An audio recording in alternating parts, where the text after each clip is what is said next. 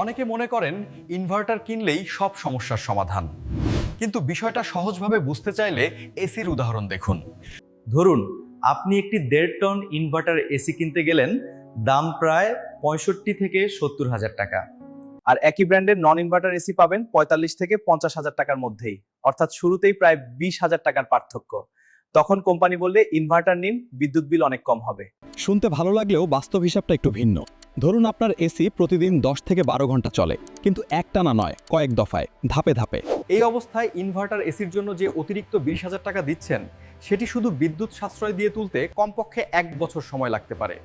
কিন্তু বাস্তবতা হলো, বাংলাদেশে আমরা সাধারণত পুরো বছর এসি ব্যবহার করি না, শীতকাল এবং অফ সিজন ধরলে বছরে প্রায় 6 থেকে 7 মাসই এসি চলে, আবার প্রতিদিন 24 ঘন্টাও চলে না।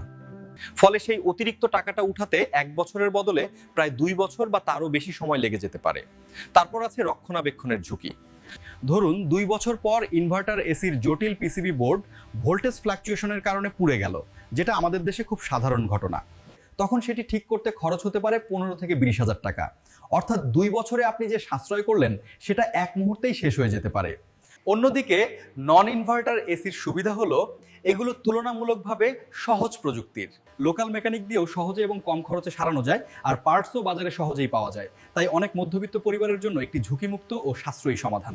তাই এসি কেনার আগে শুধু বিজ্ঞাপনের কথা নয়, নিজের ব্যবহার, সময় আর বাস্তব হিসাবটা বুঝে সিদ্ধান্ত নিন। কারণ স্মার্ট ক্রেতা সেই ব্যক্তি যে নতুন প্রযুক্তির নাম শুনে নয়, বরং বাস্তব লাভ ক্ষতির হিসাব বুঝে সিদ্ধান্ত নেয়।